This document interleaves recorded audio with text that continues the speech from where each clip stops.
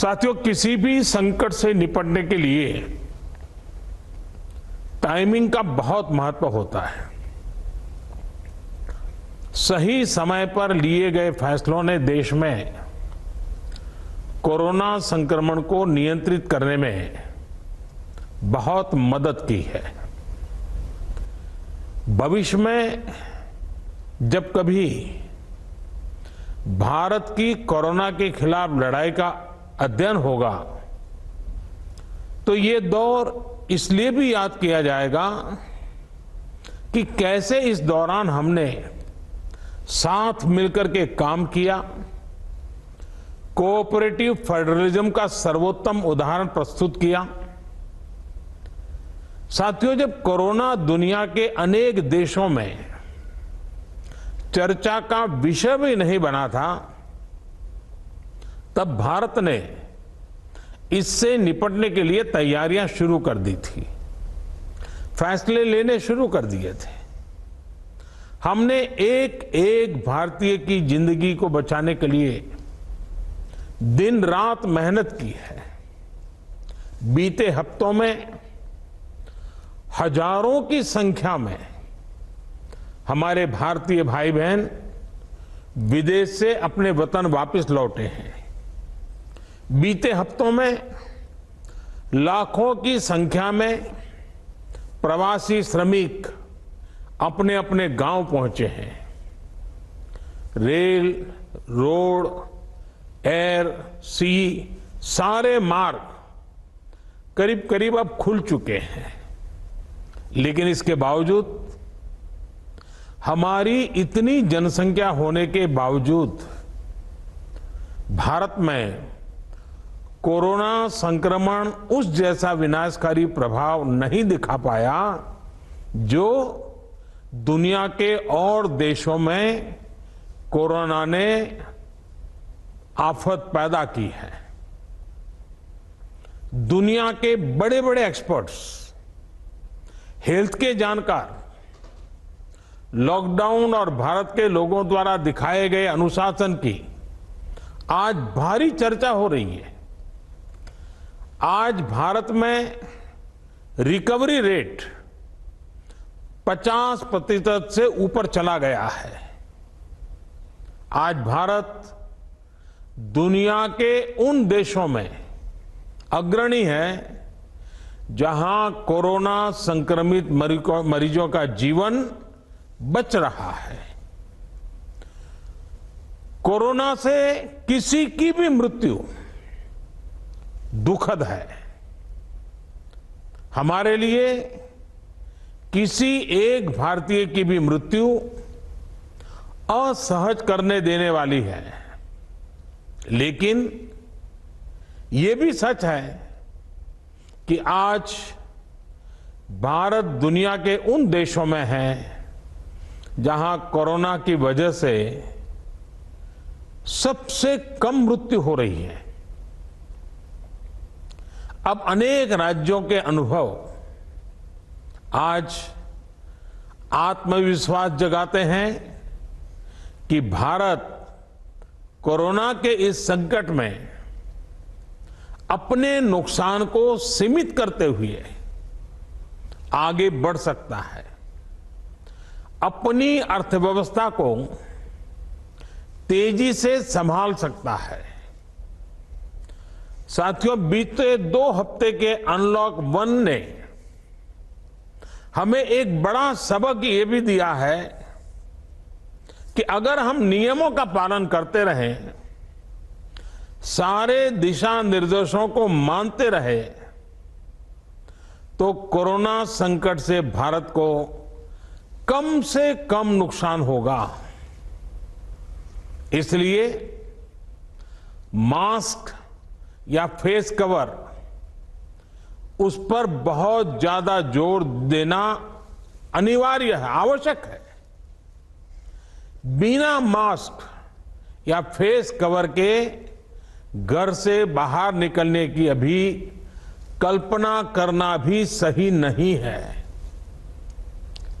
ये जितना खुद उस व्यक्ति के लिए खतरनाक है, उतना ही उसके आसपास के लोगों के लिए भी।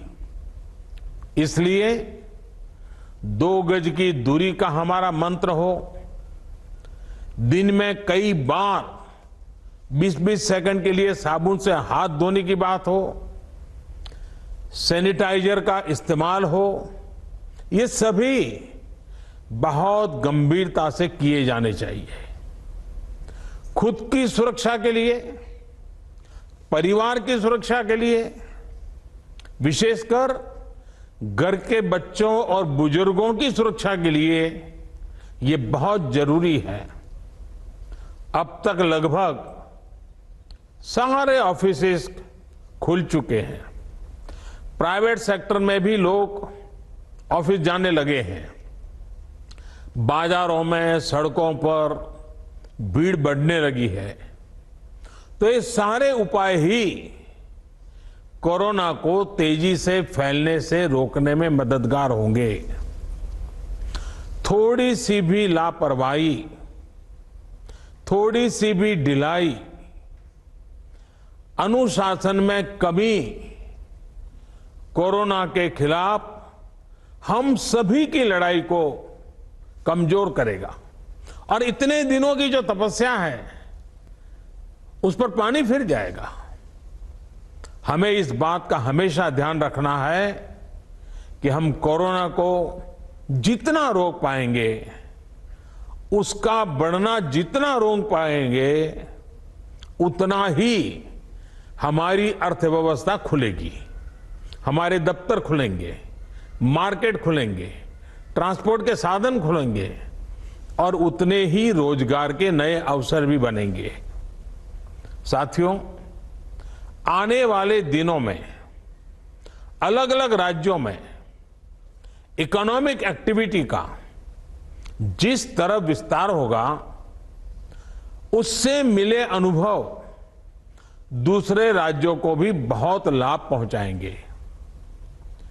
बीते कुछ हफ्तों के प्रयासों से हमारी अर्थव्यवस्था में ग्रीन शूट्स दिखने लगे हैं। पावर कंजम्पशन जो पहले घटता जा रहा था, वो अब बढ़ना शुरू हुआ है। इस साल मई में फर्टिलाइजर की सेल बीते साल मई की अपेक्षा 2 गुनी हुई है। इस बार खरीफ की बुआई बीते साल की अपेक्षा करीब 12-13% ज्यादा हुई है। 2 व्हीलर्स का प्रोडक्शन लॉकडाउन से पहले के स्तर का करीब करीब 70% तक पहुंच चुका है। रिटेल में डिजिटल पेमेंट भी लॉकडाउन से पहले की स्थिति में पहुंच चुका है। इतना ही नहीं, मई में टोल कलेक्शन में बढ़ोतरी होना इकोनॉमिक एक्टिविटी में वृद्धि को दिखाता है। लगातार 3 महीने तक एक्सपोर्ट में कमी के बाद जून में एक्सपोर्ट फिर से बाउंस बैक करके पिछले साल के प्री कोविड पीरियड में पहुंच गया है। ये तमाम संकेत है जो हमें प्रोत्साहित कर रहे हैं, आगे बढ़ने के लिए प्रेरित कर रहे हैं। साथियों, आप में से अधिकतर राज्यों में एग्रीकल्चर, हॉर्टिकल्चर, फिशरीज और एमएसएमईज का हिस्सा बहुत बड़ा है। आत्मनिर्भर भारत अभियान के तहत बीते कुछ दिनों से इन तमाम सेक्टर्स के लिए अनेक प्रावधान किए गए हैं। एमएसएमईज को सपोर्ट करने के लिए अनेक फैसले हाल में लिए गए हैं। समयबद्ध तरीके से एमएसएमईज को बैंक से क्रेडिट दिलाने का प्रयास हो रहा है। 100 करोड़ रुपए तक के टर्नओवर वाले उद्योगों को 20% अतिरिक्त क्रेडिट के ऑटोमेटिक इंक्रीज का लाभ दिया गया है। अगर हम बैंकर्स कमिटीज के माध्यम से ये सुनिश्चित करेंगे कि उद्योगों को तेजी से क्रेडिट मिले तो वो जल्द से जल्द काम शुरू कर पाएंगे, लोगों को रोजगार दे पाएंगे। साथियों, हमारे यहां जो स्मॉलर फैक्ट्रीज हैं उन्हें गाइडेंस की, हैंड होल्डिंग की बड़ी जरूरत है। मुझे पता है आपके नेतृत्व में इस दिशा में काफी काम हो रहा है। ट्रेड और इंडस्ट्री अपनी पुरानी रफ्तार पकड़ सकें, इसके लिए वैल्यू चेंज पर भी हमें मिलकर काम करना होगा। राज्यों में जहां कहीं भी स्पेसिफिक इकोनॉमिक एक्टिविटी पॉइंट्स हैं, वहां 24 घंटे काम हो, सामानों की लोडिंग अनलोडिंग तेजी से हो, एक शहर से दूसरे शहर तक सामान जाने में स्थानीय स्तर पर किसी तरह की दिक्कत ना हो, तो इकोनॉमिक एक्टिविटी और तेजी से बढ़ेगी। साथियों, किसान के उत्पाद की मार्केटिंग के क्षेत्र में हाल में जो रिफॉर्म्स किए गए हैं, उससे भी किसानों को बहुत लाभ होगा। इससे किसानों को अपनी उपज बेचने के लिए नए विकल्प उपलब्ध होंगे, उनकी आय बढ़ेगी और खराब मौसम के कारण, स्टोरेज के अभाव के कारण उनको जो नुकसान होता था उसे भी हम कम कर पाएंगे। जब किसान की आय बढ़ेगी तो निश्चित रूप से डिमांड भी बढ़ेगी और राज्य की अर्थव्यवस्था की गति भी बढ़ेगी।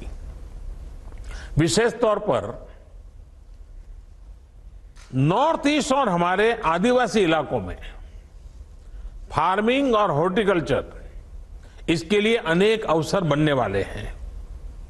ऑर्गेनिक प्रोडक्ट्स हो, बांबू प्रोडक्ट्स हो, दूसरे ट्राइबल प्रोडक्ट्स हो, उनके लिए नए मार्केट का द्वार खुलने वाला है।